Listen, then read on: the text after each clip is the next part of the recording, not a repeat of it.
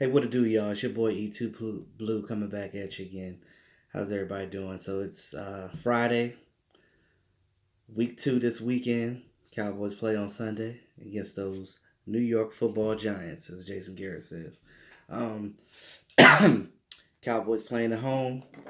It's supposed to be like 72, 73 degrees in Arlington, Texas. Will the Cowboys open the roof? Maybe, maybe not. Does that matter?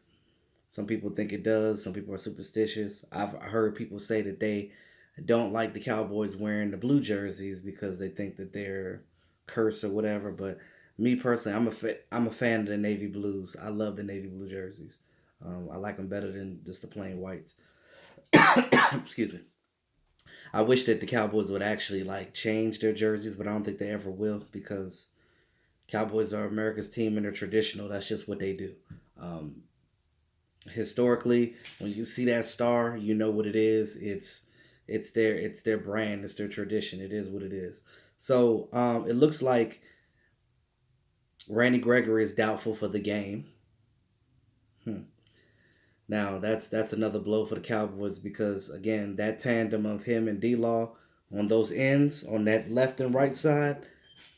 I mean, without David Irving, that's the best thing that we have right now. So but I'm liking the guys that are stepping up because if you look at the Panther game, this is the last time I'm gonna talk about the Panthers game because tomorrow I'm gonna start something new that I haven't done. Shout out to Sandman. It's funny because every time you say something to me about doing something, I had already had that in my thought process. But I got you, brother.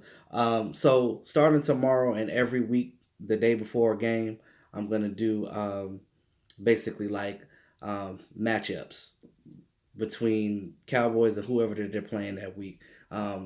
Strengths and weaknesses of both teams. I'm gonna do. I'm gonna talk about Cowboys' keys of winning, um, and just matchups in general. So look out for that. So I'll be doing that tomorrow and going forward for the rest of the season. I didn't do it the first game of the season because I was just trying to figure out. I just wanted to see how the first game went, just to get a gauge of how the season will go, and it didn't help because I still don't know how the season's gonna go because you look at how Dak played in that game, he can't get no worse than that. I mean, because we've seen him do much better. We've seen him do some things that negate that game. So I look at it like this: you got that bad game out the way. Just hope that that doesn't happen again. Hope that you got that out your system, and let's get the ball rolling for the rest of the season. Again, you gotta stay positive. And fans, look, I hear y'all comments. I see them. I know it's hard. I know it is, but listen to E2 Blue when I'm telling you. Like, I'm not leading y'all wrong. Like, I'm telling y'all things from a different standpoint that some of you guys may not. Because, again, it's human nature. We all human. Nobody's perfect. A lot of times when we say things and when we think about things, sometimes it has a negative connotation because of the simple fact that um, we're upset, we're sad, we're angry, we're passionate about our team, and there's nothing wrong with that, y'all. It's not. Um, I appreciate all of y'all, but and everything. No, but I do appreciate all y'all. Um, but let's just look. If we get through these next couple of games and we still losing, then then we can start worrying and be like, all right, somebody got to go. We got to make some changes. This ain't working. Whether it's Dak Prescott not being able to be the right quarterback for us, whether it's the coaching staff or whatever. I'm just not down on Dak yet because of the simple fact that I've seen him do better and I've seen him do better with other people on this team. Before I get into what I was going to talk about, because I know I'm jumping around, but real quick, back to what I was saying about the whole Romo thing. When Romo and Sanchez were here, when they were in his ear talking, we've seen him do better. We've seen him play better. Even last year when Wade Wilson was, still here as the quarterbacks coach, you see they got rid of Wilson. Romo's gone. Sanchez is gone. All you got is Kellen Moore. I don't think that Kellen Moore is the best thing for Dak Prescott. But the thing that kills me the thing that kills me right now is you have all these former quarterbacks as coaches on this damn team. You mean to tell me can't nobody help Dak Prescott? Are y'all trying to set him up to fail? Because again, Dak is not an elite quarterback, so he needs that right now. He wasn't picked in the first round. He wasn't picked in the second round. He wasn't even picked in the third round. He was picked in the mid fourth round. So you look at this guy. You look at a guy that nobody would ever thought that he would ever start in the league. I mean, he definitely, if he wasn't going to be the starting quarterback for the Cowboys, he definitely would have been a legitimate backup. Um, but again, you got to use quarterbacks and anybody for their strengths. I believe that when it comes to Dak being better than certain people in the league, he's better than Blake Bortles. But Blake Bortles seems to be doing good right now. Why? Because he has a good game plan around him. And who's doing that? His coaches.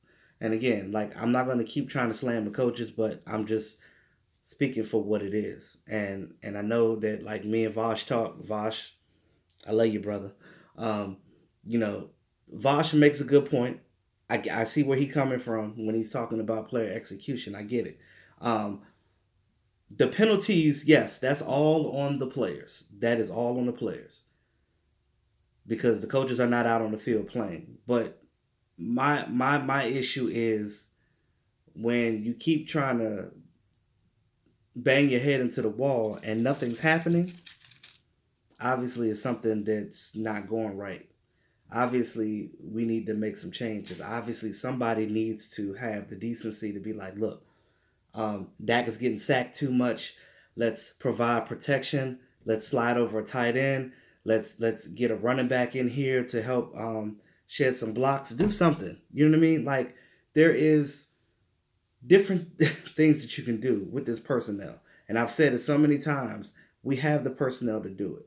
Like I said, you look at our core players, and I'm not talking about the guys at the end of the roster, the bubble guys. I'm talking about the core players.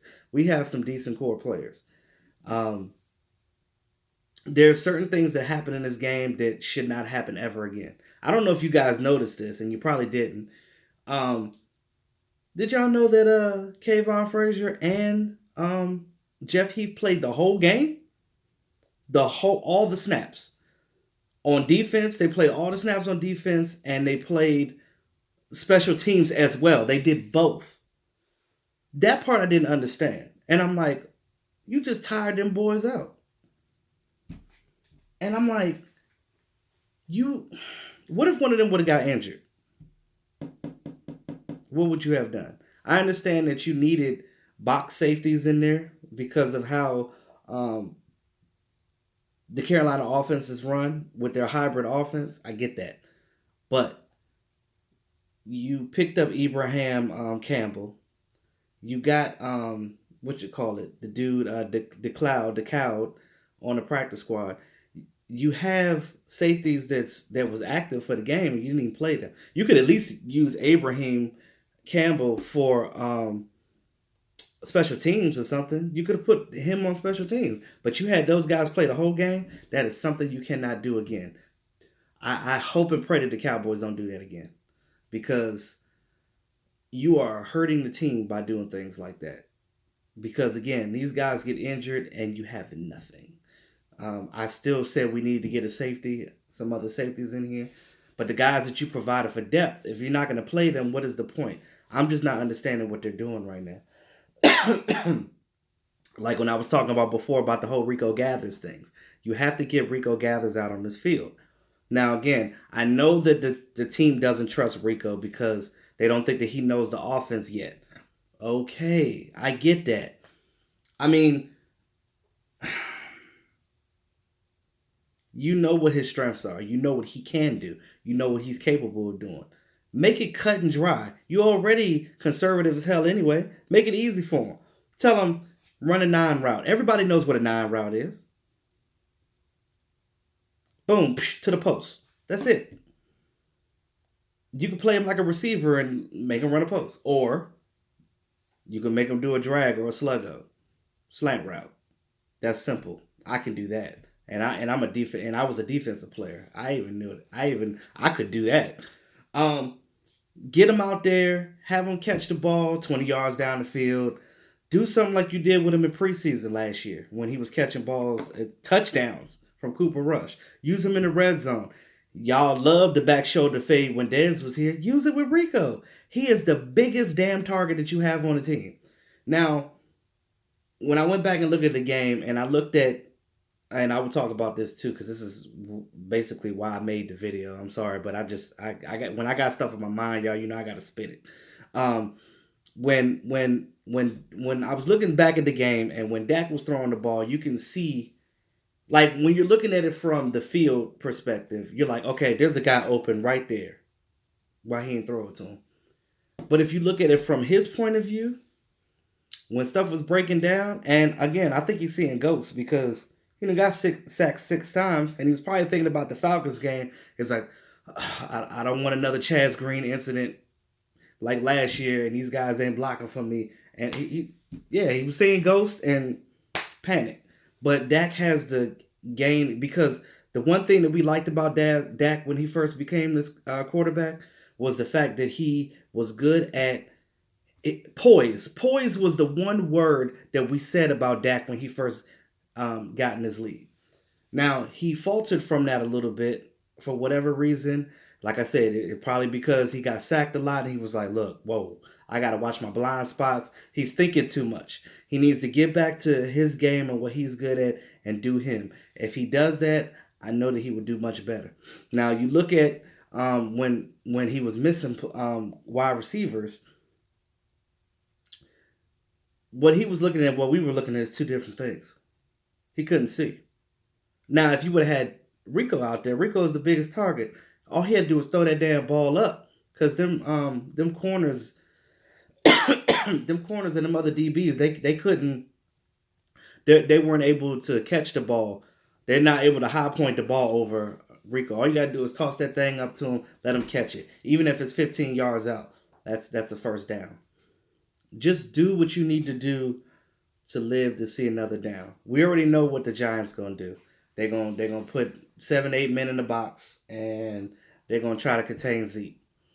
And so that it is on you right now to throw the ball. And you have to find a way. And again, like I know that these players had a bad taste in their mouth, and I know they ain't trying to go through that again. So I know they're gonna do everything they can to make this game different. And like I said, I'm gonna talk about that tomorrow, but that is what it is. But what I want to talk about right now was a segue to this is what Alan Hurns said. Now there's certain things when the media is talking to you that you don't say. And one thing that you don't do is throw anybody on the bus. Not saying that he threw anybody on the bus, but you got to watch what you say in these interviews. And this is why they coach these players to talk to media when they come into the league. That's why they all say the same thing. One thing that you never do is throw your teammates under the bus. You try not to throw your coaching staff under the bus, even though sometimes you want to, but you can't. There's just certain things that you have to be mindful for, because the media has a way to misconstrue anything that you say and make something different out of it. And that's just what they do. It's clickbait is what they call it. Or when you read an article, it's something that catches your eye that pops. Oh, this is what happened. Let me read this. So, Alan Hurns is basically like, when they asked him about the offensive struggles, he basically said, oh, we ran our routes and we got separation. Okay. But brother, Alan Hurns, I like you, Alan, but you know that football is a team sport, right? It don't matter if you open. It don't matter if you got half the field open. If Dak don't see you, or if Dak don't get the ball to you, then ain't nothing happening. So it don't matter. Now, I will charge you and I will say about Alan Hurns that, yes, y'all may have gotten some separation on certain plays, but what y'all did not do when that play broke down and Dak was running around trying to find receivers, what y'all did not do, and what T. Will is really good at, And him and Cole are the only two people on the team that are really good at this, is coming back for the ball. When you run your route, sorry, I'm a little sick, yeah. It's not just running your route. If the play break down, you have to make yourself accessible to the quarterback to be able to throw you the ball. Because if not, he gonna get sacked and he gonna have to throw it into the stands. And that's what Eli Manning does again. But I'm gonna do that tomorrow on my breakdown. But yeah, just don't throw anybody under the bus. When you say certain things like this, it almost makes it seem like it's a problem in the locker room. And then when the fans, when we all look at things like this, we're just sitting here like, oh, here we go. Now we got a locker room. Now we got a locker room problem. What is the issue? But again, you gotta. It makes you wonder what's really going on in that locker room. And it's funny because I would love, and I was talking to other people about this too. I would love to be a fly on the wall in that locker room sometimes, just to really hear what they're saying behind the back. Now, you can get in your fellow teammates' face all day behind closed doors when the camera's not rolling, all of that. That's when you do stuff like that. You hold each other accountable. If, say for instance, the offensive line, if this offensive lineman is blocking and this guy's not doing his job, well, on the offensive line, the way that works is you guys got to help each other out. So regardless of how you feel in the game, you hash that out with that person privately. And or when y'all have team meetings, then that's when you go in there and hash it out. Y'all go in there and y'all sit in the seats like a college classroom, and y'all look at the film, and that's when y'all hash that out. But what you don't do is you never bring that to the media. Cowboys, for some reason, I don't know what it is with media attention. I don't know if it's because the type of media that we have, because they do ask dumbass questions to these players. I be sitting there like, really? Like if I was a player, I'm like, you asking me about when I love D Law. Like when D Law would ask D Law about Dez's tweets, he's like, man, we just lost a damn game. You gonna ask me about some damn tweets? I don't care what Dez got to say. Again, anything outside of the team or the locker room is hearsay. These players got to stay focused, and that's the problem. They weren't focused. They were rusty as hell because a lot of them didn't play in preseason. So they didn't even get to gel as an offense. And 3, Jason Garrett, and I know that he has his game plans, which is fine and everything, but you gotta, I don't know, pep talk these players, do something, get them to stay focused. Whatever it is, if you gotta make them stay at practice later, do something different, like do some type of team building activities. But chemistry on a football team or just any sports team in general, but I'm going to say football because football is the ultimate team sport, because all 11 players got to do their job on that field. Because if something break down, the whole players break down, especially on offense, especially. See, on defense, somebody miss a tackle, it's probably another person over there to grab them. But I just look at it like this. You got to keep your problems in-house. Because soon as those problems seek outside for us to see it, that's when us as a fan base, we're looking like, oh, this team is just falling apart. And it doesn't help us gain any type of confidence on the team doing anything. You can just forget about the playoffs. If we see that the team got locker room problems, and I'm not saying they do right now. I'm just bringing this to your attention because I just thought it was funny that Alan Hurns said that. Because he was just like, look, I did my job, but you can't say that, bro. You cannot say that. Like you go to Dak privately, like, bro, you missed me. What happened? Let's have a conversation about this. Let's work together to be better together. Let's be better together. That's how we do it. So, I'm sorry. I ain't mean to talk y'all ears up right now about it. I know y'all probably don't even care about what I'm saying right now as far as that. I know y'all like, let's get to the game. But again, this is what I do. Y'all know E2, keep it real. And when I speak on things, I just speak on what I see, and I speak on what it is. And that's all I know about. Let me know what y'all think about that. But I just wanted to say that, team chemistry is big. And if you don't have I don't care how good players are. You can have a team full of all-stars. But if they don't know how to play together, they're going to lose, because you're going to have one person trying to be a shiner, And a shiner is a person that thinks he's better than everybody else and like, I don't care what y'all doing, I'm gonna do this and I'm gonna do me. You got to work together, because if you don't work together, you ain't got nothing. So I think that they're gonna be fine, because like I said, I've seen guys, I follow a lot of them on Twitter and Instagram, so I see a lot of them hang out together. So I know that they're good with each other, but it's just this game probably got people on edge a little bit because people was pissed, and I get it. But again, what you do is you vent for that 24 hours and you get back to work that next day, and you work on the next you work on it to win that next game, because ain't nothing you can do about yesterday. All you can control is now and the future. That's it. And that's with life too, y'all. I have to tell myself all of that. Sometimes when I get down in life, I have to just sit back and be like, look, um, all I can control is what happened now. What happened yesterday happened. There's nothing I could do about that. I can't cry over spilled milk. I got to keep it moving. KIM, y'all. Keep it moving. So I hope that helps some of you guys as far as, some perspectives. But like I said, look out for that video tomorrow. I'm going to be doing the talking about the game breakdowns and keys to victory. So with that being said, it's your boy E2 Blue. I'll holler at y'all tomorrow. Have a great evening.